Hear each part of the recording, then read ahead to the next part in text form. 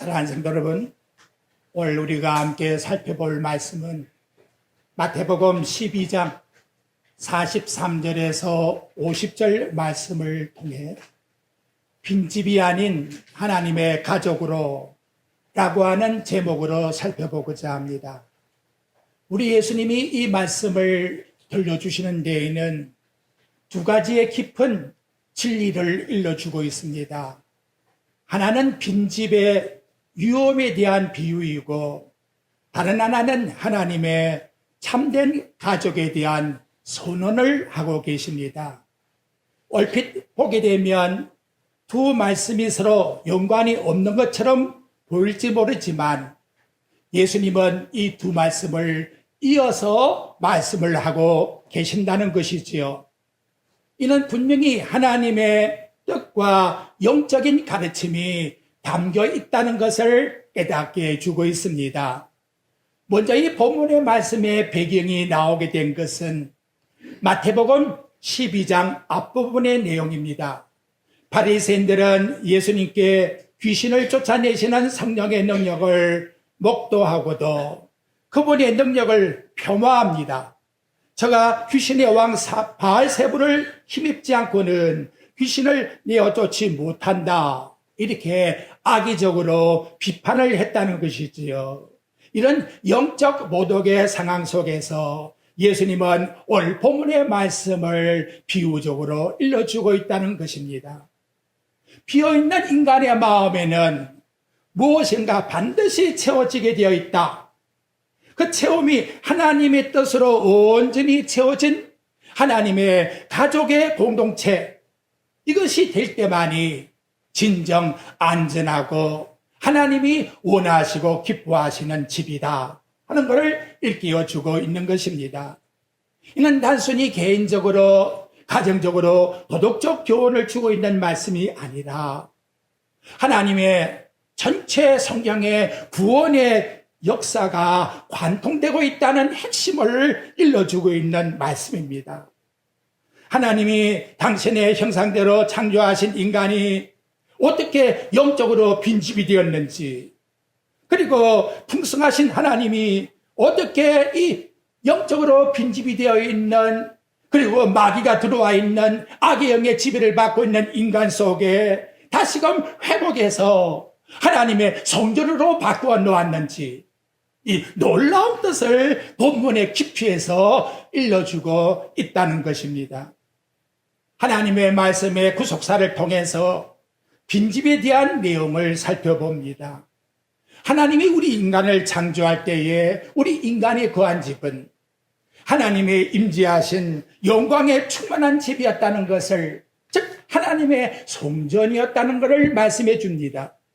창세기 2장 7절의 말씀에 보게 되면 여호와 하나님이 땅의 흙으로 사람을 지으시고 생기를 그 코에 불어넣으시니 사람이 생명이 된지라. 사람이 처음부터 하나님의 생기가 가득 찬 하나님과 깊이 교제를 나눌 수 있는 영적으로 영광스러운 존재, 하나님의 임재를 가지고 있는 성전으로 지음을 받았다고 말씀해 주고 있습니다. 최초의 아담과 하와는 에덴 동산에서 하나님과 동행하면서 영적으로 복된 삶을 살았습니다. 결코 마음이 공유했을까요? 그러지 않습니다. 그들은 하나님의 임재 속에서 사랑의 충만함을 받고 온 세상에 하나님의 창조하심을 찬양드리며, 그리고 보는 것에 이름을 지어주는 이런 아름다운 사역을 했다는 것이지요. 이보다 더 완전하고 충만하고 아름다운 사역이 어디 있겠습니까? 하나님의 창조의 무한한 사랑 속에서 그 뜻이 무엇인지를 날마다 깨닫고 하나님과 교제하며 영광의 충만 가운데 살았으니 이것이 본래 하나님이 우리 인간을 지으신 집이라는 거지요. 이것이 본래 저와 여러분이 살아야 될 하나님의 성전이라고 말씀을 해주고 있는 것입니다. 다음으로 구속사의 첫 번째 빈집이 탄생하게 되었습니다. 그것이 바로 아담의 타락이었습니다. 안타깝게도 사탄이 교묘하게 다가옵니다. 너희가 선악과를 따먹으면 눈이 밝아져 하나님과 같이 되리라. 하나님과 같이 되는 걸 하나님이 알기 때문에 선악과 따먹지 말라고 유혹하니까 이들이 불순종해서 마음에 욕심이 생기니까 선악과를 따먹었지요. 결국은 그 아름다운 에덴 동산의 아름다운 성전에서 쫓겨났다 이 말이지. 이게 뭐냐? 혹간에 쫓겨난 거예요. 빈집이 되고 말았다는 거예요. 인류 최초의 빈집이 아담 하와가 선악과를 따먹음으로 에덴 동산에서 쫓겨남으로 발생하게 되었다는 것이지요. 하나님이 계셔야 될 거룩한 마음의 성전에서 마귀가 들어와서 마음을 사로잡게 되었으니 그 마음이 어떠하겠습니까? 죄가 발생합니다. 두렵습니다. 수치함이 생깁니다. 그러니까 입에서 나오는 게 핑계예요. 그리고 도망치기 시작했다는 거지요. 결국은 인간은 다 사망의 죽음 속에 빠지게 되었다는 거지요. 아담, 하와가 하나님의 거룩한 음성을 듣고 그 급에서 나무 밑에 숨게 됩니다.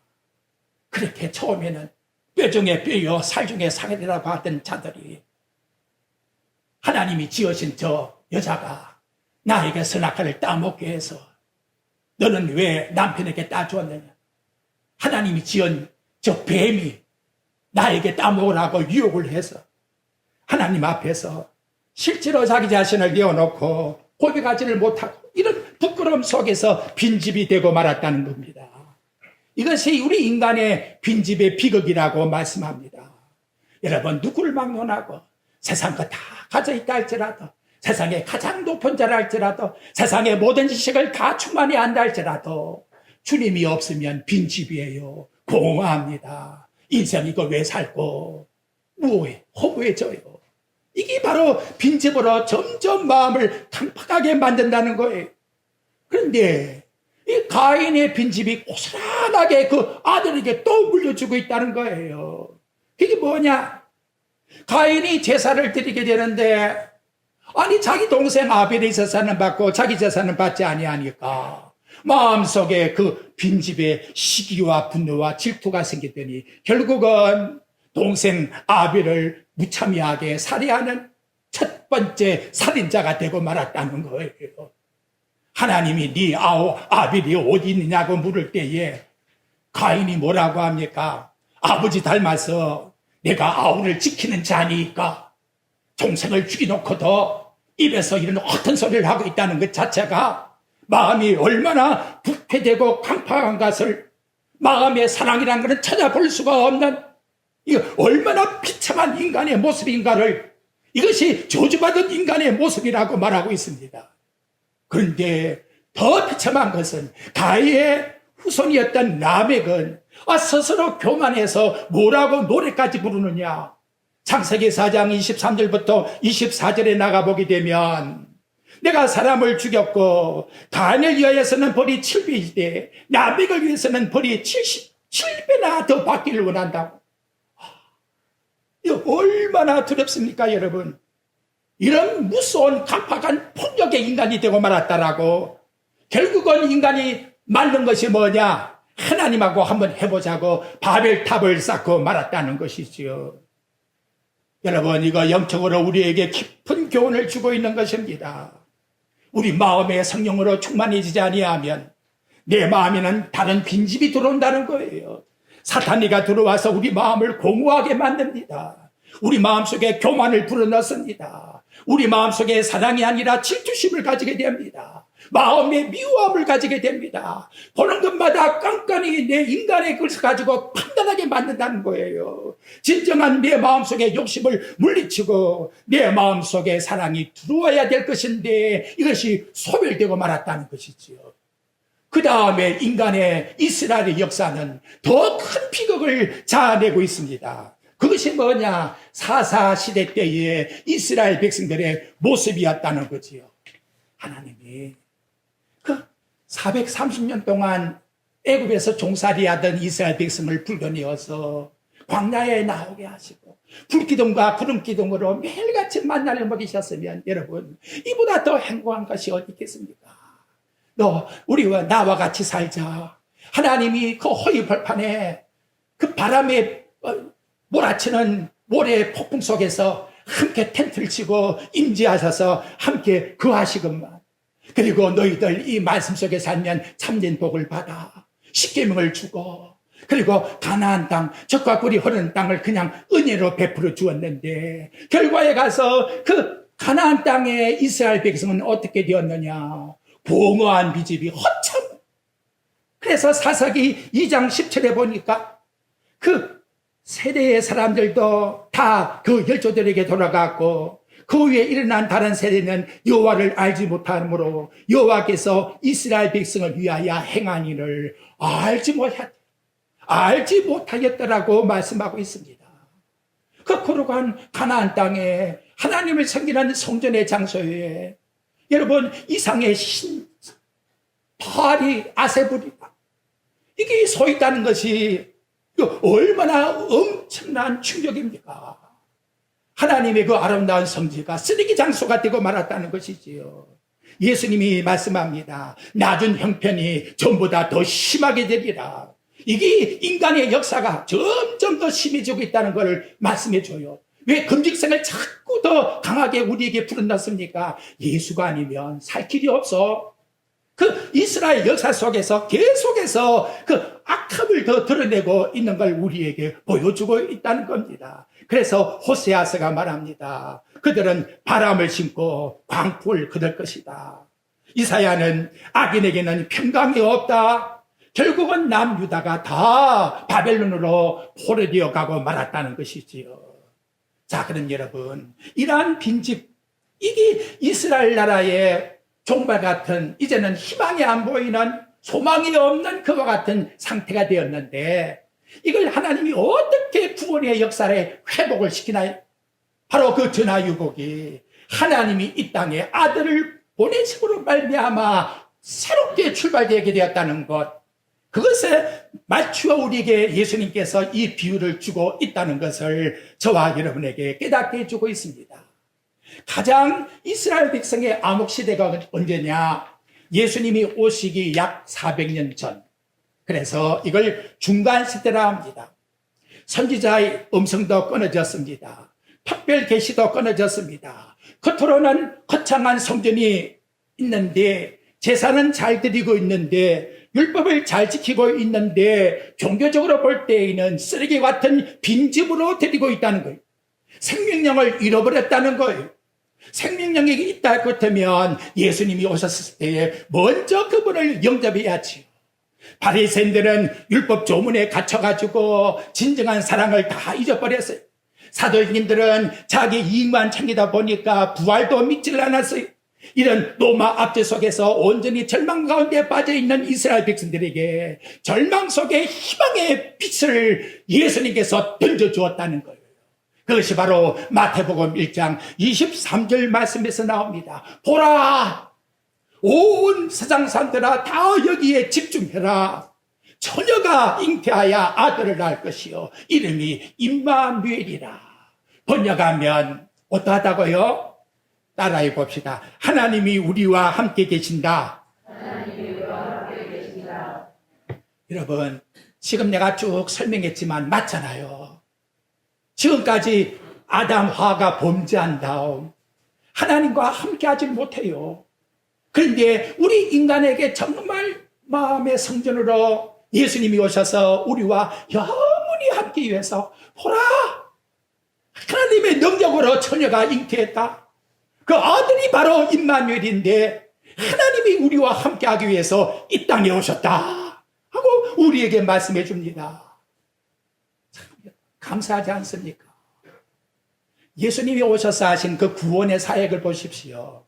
전부 이 사교에 마음에 있는 그 사탄의 집을 다 붕괴시켜버리고 하나님의 성령이 들어가서 임재해서 하나님의 집으로 만드는 작업을 하셨다는 거지요. 마가복음 5장에 보니까 그라사인의 광인, 그 흉악한 군대 귀신들을 쫓아내어버리고 그 영혼 속에 평정과 이성으로 되찾아 마음에 우리 예수님을 모시는 그러한 작업을 하게 만들어 놓았다는 거예요. 요한복음 5장에 보니까 38년 된 병자 누구도 가서 넣어주지 않는데 예수님이 찾아가셔서 온전함을 치료해 주었다는 거죠. 그리고 날 때부터 맹인 얼마나 불쌍한데 예수님이 그 눈을 뜨게 해줌으로 말미암아 진정으로 메시아를 발견할 수 있게 만들어 놓았다는 거지요. 현장에서 가나마다 잡힌 여자 돌 가지고 쳐서 죽이야 하는데 너 중에 죄 있는 자가 뭔지 한번 쳐봐. 너희들은 죄가 없느냐? 그래서 요한복음 8장 11절에 보니까 누구도 너를 정죄하지 않더냐. 가서 다시는 죄를 범하지 말라. 이와 같이 아름다운 성전으로 만들어 놓으시는 예수님의 사역의 역사, 놀라운 역사가 이것이 바로 빈집에서 하나님의 성전으로 바꾸어 놓는 사역이라는 것을 우리 예수님의 오늘 비유의 말씀을 통해서 나타내주고 있다는 것입니다. 일찍이 주전 750년경 이사야서 53장 4절과 5절에서 예언했습니다. 그는 실로 우리의 질고를 지고 우리의 슬픔을 당했거늘 그가 찔림은 우리의 허물 때문이요 그가 상함은 우리의 죄악 때문이다. 그가 징계를 받음으로 우리가 평안을 누리고 그가 채찍에 맞음으로 우리가 나음을 입었도다.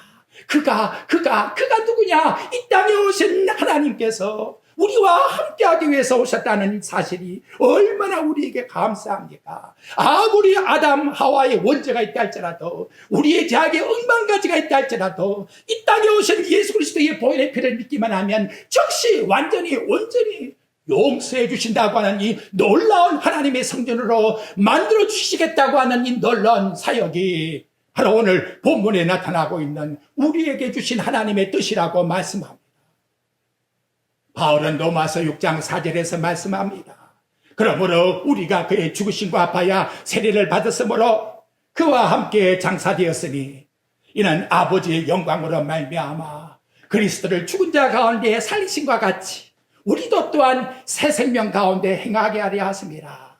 아멘. 고린도전서 6장 19절과 20절에 말합니다. 너희 몸은 너희가 하나님께로부터 받은 바 너희 가운데 계신 따라합시다. 성령의 전인 줄 알지 못하느냐. 얼마나 감사합니까? 이 놀라운 역사의 작업을 이 땅에 오신 예수님 때문에 우리에게 그냥 선물로 주셨으니 이제는 우리 몸을 하나님께 영광을 돌리는 삶으로 살아가라 하고 말씀을 해주고 있다는 것이지요. 자, 이제 43절 한번 보십시오. 제가 지금까지 쭉 설명드린 내용을 보면서 43절을 보게 되면 구속사의 이해가 될 겁니다. 더러운 귀신들이 사람에게서 나아갔을 때에 물 없는 곳으로 다니며 쉬기를 구하되 쉴 곳을 얻지 못하고 이에 이르되 내가 나온 네 집으로 돌아가리라고 와보니 그 집이 비고 청소되고 수리되었거늘 이에 저보다 더 악한 귀신 7을 데리다가 구하게 되었다고. 그래서 나중 형편이 전보다 더 심하고 악하여지게 되었다고. 이스라엘 백성이 겉으로 율법적으로 형식적으로 종교의 관념에서 깨끗하게 해보려고 했지만은 그러나 근본적 예수 그리스도를 믿지 아니하니까 그 마음속에 악한 영이 더 가득히 차서 결국은 하나님의 아들 예수님이 이 땅에 오셨는데 알지도 못하고 그를 갖다가 십자가에다가 못을 받아가 죽였으니 악한 귀신 7이 들어와서 강력하게 역사하는 모습을 우리에게 오늘 비극적인 말씀으로 일러주고 있다는 것입니다. 성도 여러분, 이거 너무나 우리 영적으로 중요한 겁니다. 교회가 영적으로 너무나 위험 속에 노출되어 있습니다. 겉으로만 나와 예배드리는 이거로 만족하면 안 돼요. 찬양드리는 이거로 만족하면 안 돼요. 나 연구했으니 10월 뒤했으니 나 모든 거 다 했다 이것으로 만족하면 안 돼요. 겉으로 깨끗하게 겉으로 형식적으로 남 볼 때에는 목사여 장로여 집사여 권사같이 보이고 훌륭한 직분자로 보이지만 내 마음속에 더러운 귀신이 들어와서 역사하게 되면 성령이 충만하지 못하게 되면 내 마음은 더 악해지게 된다는 사실을 기억해야 돼요. 고만의 영을 내어 쫓아야 됩니다. 분열시키는 영을 내어 쫓아야 돼요. 세속에 들어오는 그 금욕의 영을 내어 쫓아버려야 됩니다. 은밀하게 침투해서 사탄이가 미혹하고 있는 영을 쫓아버려야 돼요. 이거 너무나 이 시대에 우리에게 중요한 말씀을 일러주고 있다는 것입니다. 진정 감사할 것이 뭐냐? 46절 말씀이 나오잖아요. 왜 예수님이 이 사건을 여기서 탁 등장시키냐 이 말이에요. 예수께서 무리들에게 말씀할 때에 어머니 그리고 뭐예요? 혈육의 동생들이 와서 있다고 예수님께 말했더니 예수님이 무슨 말씀을 하느냐? 49절에 보니까 손을 내밀어 제자들을 가리키면서 나의 어머니와 나의 동생들을 보라. 이렇게 말씀하고 있다는 거예요. 예수님이 요구하는 혈육의 관계에, 친족의 관계에 가족이 아니라 예수 그리스도 안에, 여기 마지막 50절에 보면 누구든지 하늘에 계신 내 아버지 뜻대로 행하는 그 자 안에 있는 모든 자가 다 결국 하나님이 요구하시는 한 형제라고, 내 자매라고, 내 어머니라고 이와 같이 말씀을 해주고 있다는 겁니다. 오늘 사랑하는 여러분, 우리에게 중요한 것은 혈연관계도 참 중요하잖아요. 하나님이 창세전에 짝지어 주었으니까. 그런데 더 중요한 것은 영적으로 그리스도 안에서 한 식구라는 것, 이건 너무나 중요하고 또 중요하다는 사실을 기억하셔야 합니다. 어제 도경순 권사님 시부 되시는 고 유동연 씨 만 93세로 하늘의 부르심을 받았습니다. 지난 7월 28일 날 오전 11시경 전화 통화가 되어서 그렇게 똑똑하고 분명하게 나의 죄를 위해서 예수님이 돌아가셨다고. 예. 예수 그리스도를 믿지 아니하면 구원을 받지 못한다고. 예. 얼마나 또릿또릿하게 신앙의 고백을 했는지요. 근데 너무나 감사한 것은 2022년 12월 16일 날 도경선 권사님 남편 되시는 유승만 성도님 세만양병원에서 똑같이 어떻게 아버지처럼 그렇게 고백을 하고 가더니 또 아버지도 이와 같이 고백을 하고, 이게 진정 영적으로 하나님의 한 식구구나. 제가 마음속에 사모했습니다. 하나님, 나 죽을 때 쟤들 같이 고백하고 죽게 달라고. 목사가 무슨 문제가 있습니까? 나 저렇게 고백하지 못하면 안 돼요. 나 저렇게 고백하게 달라고. 나 이것만이 나의 소원입니다. 그렇게 다짐을 했습니다. 여러분, 그렇지 않습니까? 이 시간 우리가 무엇 때문에 여기가 한 가족이 되었습니까? 예수 그리스도 안에서 그리스도를 믿음으로 말미암아 저와 여러분이 한 가족이 되었으니 이보다 더 기쁜 일이 어디에 있겠나 이 말이지요. 이보다 더 감사할 일이 어디에 있겠나 이 말입니다. 자, 그렇다면 이제 우리는 하나님의 가족으로 삼기 위한 도구로 저와 여러분이 꼭 사셔야 돼요. 그러기 위해서 첫째 뭐냐? 하나님이 우리에게 일러줄 말씀 따라합시다. 서로 사랑하라. 그렇습니다. 사랑밖에 없어요. 사랑밖에. 사랑으로 녹아져서 예수님이 나의 구주라는 사실을 어쨌든 며느리를 통해서 자식을 통해서 누구를 통해서든지 듣고 영생을 얻게 만드는 이것이 저와 여러분의 삶의 사명이라는 사실을 기억하십시다. 두 번째로 우리는 말씀 속에서 성장하셔야 합니다. 나 이만큼 하면 되었지. 그는 마귀에게 속는 거예요. 히브리서 10장 25절에 말씀합니다. 모이기를 피하는 어떤 사람의 습관같이 되지 말라. 그 좋은 습관이 아니에요. 교회 안 나가는 것이 좋은 습관이 아니란 말이에요. 오직 고난은 그날까지 가까울수록 더 그리하자. 열심을 붓고 주를 섬기자. 이게 얼마나 우리에게 아름다운 복된 삶입니까? 세 번째, 아버지 뜻을 행하라. 아버지 뜻이 뭐냐? 요한복음 6장 40절에 보니까 내 아버지 뜻은 아들을 보고 믿는 자마다 영생을 얻는 것. 여러분, 예수 믿는 거 어려움 하나도 없어요. 아버지 하나님이 이 땅에 보내신 그 아들을 믿음으로 영생을 얻는 것, 이것만이 하나님이 우리에게 요구하시는 뜻이라고. 저와 여러분들에게 오늘 말씀을 통해서 일러주고 있습니다. 이 한 시간 결론을 맺겠습니다. 우리는 기독교의 이름만, 종교의 이름만 자랑하는 자가 되면 안 됩니다. 오직 예수 그리스도의 보혈의 피로서 구원함을 받아 서로 사랑하라고 했으니 사랑의 계명 속에서 예수 그리스도의 이름을 힘입고 언제든지 주님 부르신다면 우리 주여 나의 영혼을 받아주시옵소서. 이 마음 가지고 살면 100점이에요. 그리고 우리의 삶은 여러분 제자와 같이 동행하는 그 정도가 아닙니다. 친구와 같이 서로 사귀는 그 정도가 아니에요. 요한복음 15장에 보니까 나는 포도나무여 너희는 가지니 떨어질 수 없는 관계 속에서 살아가고 있습니다. 이제 악의 영은 빈집을 노리고 있어요. 내 마음에 허점을 보이지 마십시오. 내 마음에 성령으로 충만하십시오. 말씀으로 날마다 채워져야 합니다. 성령의 인도하심 속에 성령 속에서 우리 하나님과 교제의 삶의 기도를 나눠야 합니다. 우리는 한 가족입니다. 떨어질 수가 없어요. 다 지체입니다. 여러분 이 새끼손가락 하나가 얼마나 귀중한지요. 여러분 이 발가락이 얼마나 귀중합니까? 주무려줘요. 주무실 때에 꼭 주무려줘요. 너 발가락이 얼마나 고생했니? 신발 속에서도 감초에서도 얼마나 나를 위해서 서게 하고 걸어다니게 하기 위해서 고생했니? 내 지체지만 위로를 주고 힘을 줘야 될 거 아니에요.